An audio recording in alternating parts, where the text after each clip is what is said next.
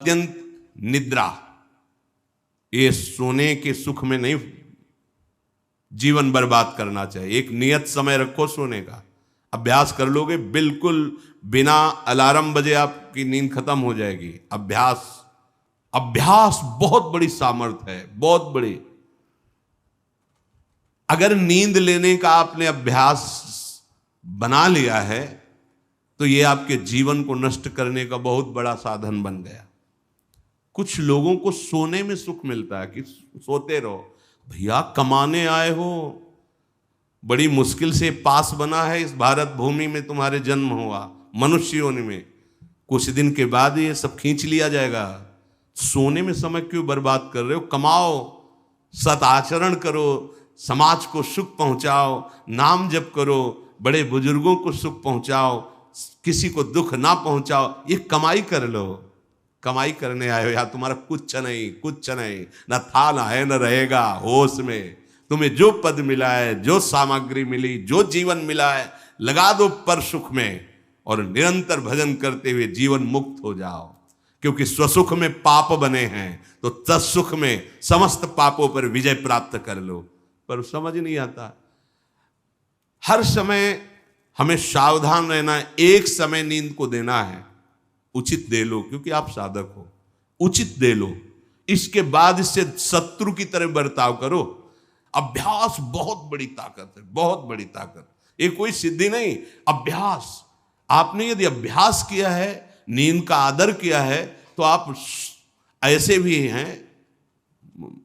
साधकों के सामने ही बताया था उन्होंने कि मुझे बस भोजन पवा दो तो मैं सो जाऊंगा, फिर भोजन पाऊंगा, फिर सो जाऊंगा। मेरा अभ्यास इतना दृढ़ है। वह धन्य है आपका जीवन जो ऐसा अभ्यास सिद्ध कर लिया है। अरे बर्बाद करने के लिए सोना थोड़ी है। तो यहां कह रहे हैं अति निद्रा, उचित निद्रा आवश्यक है। जब तक शरीर भाव में साधना हो रही तो जरूरी है। और ईर्ष्या, दूसरे की बढ़ोतरी देखकर जो ईर्ष्या होती है, जो जलन होती है, ये उपासक को उपासना में बढ़ने नहीं देती। इसको संभालिए। एक ही उपाय है, जिस पे ईर्ष्या हो भगवत भाव कर लो।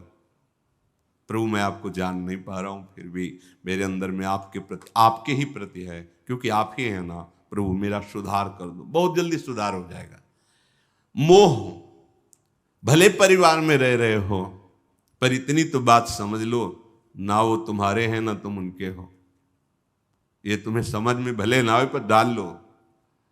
सुत बनितादि जान स्वार्थ रत, ना करू नेह सभी ते, अंत ही तो ही तजेंगे पामर, तू न तजय बहीते। जैसे आप स्टेशन में होते हो तो किसी से मोह थोड़ी करते हो। बैठे हैं सब आसपास, कोई चाय पी रहा है, कोई हंसी मजाक कर रहा है, बातें कर रहे हैं, सब मिलान हो रहा है। गाड़ी आई, किसी से कोई मतलब नहीं, अपनी गाड़ी में। ऐसे ही जैसे प्याऊ में हम खड़े हैं, भीड़ है, पानी पिया, चल दिया। ऐसे ही आपको समय मिला है 70 वर्ष, 80 वर्ष, 100 वर्ष, उन जनों के बीच में रहकर अपनी गाड़ी का इंतजार करो और भगवत प्राप्ति करके अपने परम धाम जाओ। पर अगर नहीं समझ पाए तो ये माया ऐसा लगती, मेरा पुत्र, मेरी पत्नी, मेरा परिवार, मैं, पूरा समय चला जाता है। फिर जिनको तुमने मैं करके अब वो अंतिम समय दिखाई देता है, कोई अपना नहीं, कोई अपना नहीं।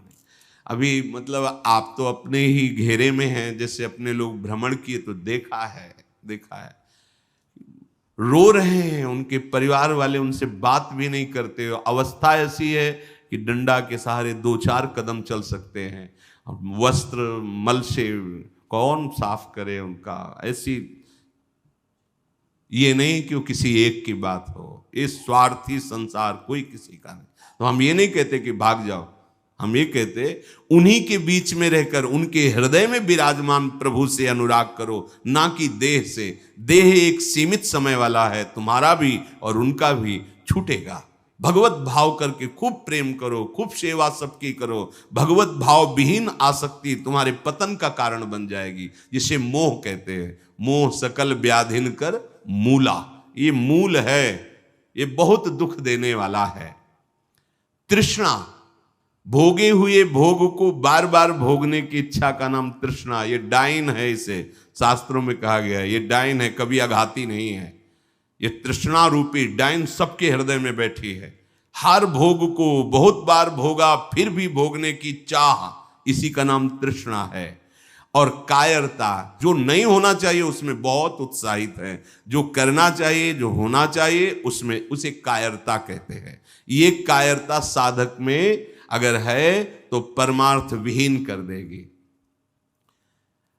दूसरों के गुणों में दोष देखना और निंदा करना, द्वादशैते महादोषा, ये महान दोष है। धृतराष्ट्र जी से कह रहे सनत सुजात जी, इन्हीं दोषों के कारण हृदय में बैठे हुए भगवान का साक्षात्कार नहीं होता। ये प्राणों का नाश करने वाले, ये प्रज्ञा का नाश करने वाले, ज्ञान नेत्रों को ये ढक देने वाले दोष हैं। शोक, क्रोध, लोभ, काम, मान, अत्यंत निद्रा, ईर्ष्या, मोह, तृष्णा, कायरता, गुणों में दोष देखना और निंदा करना, ये 12 महान दोष साधक की साधना का नाश करने वाले हैं। भगवत अनुभव इन्हीं के कारण नहीं हो पाता। भगवान हृदय में है पर हमें अनुभव क्यों नहीं होता? इन 12 दोषों के कारण। राजेंद्र, जो लोलुप पुरुष, क्रूर कर्म करने वाला, कठोर वाणी बोलने वाला, कृपण स्वभाव वाला, मन ही मन दूसरों के प्रति जलने वाला और अपनी प्रशंसा करने वाला है, वो निश्चय ही भगवत मार्ग में नहीं चल पाता है, भगवत मार्ग का वर्ण नहीं कर पाता है। जो संभोग में मन लगाने वाला, हृदय में विषमता रखने वाला, अत्यंत अभिमानी स्वभाव वाला, दान दे करके जलन करने वाला, मैंने क्यों दे दिया, दान देकर जलन करने वाला, आत्म श्लाघा करने वाला और असमर्थ होकर अपनी बड़ाई, लंबी लंबी बातें करने वाला, ऐसा पुरुष भी परमार्थ पर चलने की योग्यता खो देता है। सच्ची हो या झूठी, निंदा करनी ही नहीं है। सद वा परिवादो ब्रह्मणस्य ना सस्यते नरक प्रतिष्ठास्ते वही शूर एवं कुर्वते जनाहा। बोले इसमें क्या, मैंने देखा ऐसा ऐसा ऐसा, तो शास्त्र कह रहा है कि तुम देखो भगवान को, सर्वम खलमिदम ब्रह्म ने नानास्ति किंचित, देखा तुमने? सत्य वस्तु को तो देखा नहीं। तो कह रहे सद वा परिवादो, झूठी हो या सच्ची, किसी की भी निंदा नहीं करनी। बोले हम तो सत्य बोलेंगे, तो सत्य को जाना तुम, सत्य एक है, सच्चिदानंद में है, उसको जाना। अगर उसको नहीं जाना तो तुम झूठे तो हो ही, तुम्हारी हर बात झूठी है। बोले नहीं, हम सत्य बोलते हैं, हमने जो देखा। तुम क्या देखा? जो देखना चाहिए वो देख पाए, जो नहीं देखना चाहिए वो देख पाए, तो तुम तो झूठा देख रहे हो, झूठा बोल रहे हो। सद वा परिवादो, बात सच्ची हो या झूठी, यदि वो किसी की निंदा है तो नहीं करना है। अगर करते हो तो नरक प्रतिष्ठास्ते वही स्यूर एवं कुर्वते जनाहा, निश्चित उसे नरक की प्राप्ति होती। ये सनत सुजात जी महापुरुष बोल रहे हैं। जो बहुत बकवाद करने वाला है, दूसरों के दोषों का वर्णन करने वाला है और धन का दुरुपयोग करने वाला है, प्राणियों को कष्ट पहुंचाने वाला है, ऐसे आचरण वालों को देख करके प्रणाम मन से करके दूरी बनाओ। इनका संग नहीं करना चाहिए। इसलिए वो धन्य है जो सब प्रकार की कुचेष्टाओं का त्याग करके एकांत मन से भगवान श्री हरि की उपासना करते हैं। ना किसी से स्तुति, ना किसी से निंदा, ना किसी से राग, ना किसी से द्वेष। वो महापुरुष बालवत हो जाते हैं, बालवत, निर्विकार, ब्रह्म का साक्षात्कार करके बालवत चेष्टा के द्वारा जीवन व्यतीत करते हैं। वेदों में इसी स्थिति को जीवन मुक्त अवस्था कहते हैं। हे राजन, सच्चिदानंद परब्रह्म की प्राप्ति ही इस जीवन का परम लक्ष्य है। जो इस लक्ष्य को निश्चित करके जो बताए हुए दोष हैं उनका त्याग करके, असाधनों का त्याग करके साधन में स्थित रहता है, निश्चित उसका स्वभाव बालवत। बड़े बड़े महापुरुषों को देखे एकदम निर्विकार, बालवत चेष्टा, बोधवान होते हुए भी अबोधवत चेष्टा। जैसे बच्चा न किसी से राग न किसी से द्वेष, खेल रहे स्वभाव। जीवन मुक्त महापुरुष कर्ता और भोक्ता भाव से रहित होते हैं, कोई भी दोष उनका स्पर्श नहीं करता, वो जगत मंगल करते हैं। वही स्थिति अपने को प्राप्त करने का समय दिया गया है। दृढ़ स्थिति प्रभु आप नहीं नहीं नहीं, बहुत कृपा से ऐसी ऊंचाई पर आ गए जहां इन द्वंद्वों का प्रवेश नहीं, तो आप फिसलना नहीं, नहीं अब चूक नहीं, हर समय सावधान, सेवा सुमिरन सावधान, हर समय सावधान। एक सेकंड के लिए भी किसी इंद्रिय को छूट नहीं, धोखा पैदा कर देगी, भ्रम पैदा कर देगी, फिर पश्चाताप होगा। लोक चतुर्दश बहुविधि भटक्यो, स्वार्थ लगी मैं हरि बिसरायो। 14 भुवनों में स्मृति जागृत है, जो भगवत साक्षात्कार करने की स्थिति है, उसमें ऐसी स्मृति साहब दिख, जैसे काकभूषण जी कह रहे मुझे साहब कल्पों का याद है। जिस समय अंतिम समय होता है जीव का,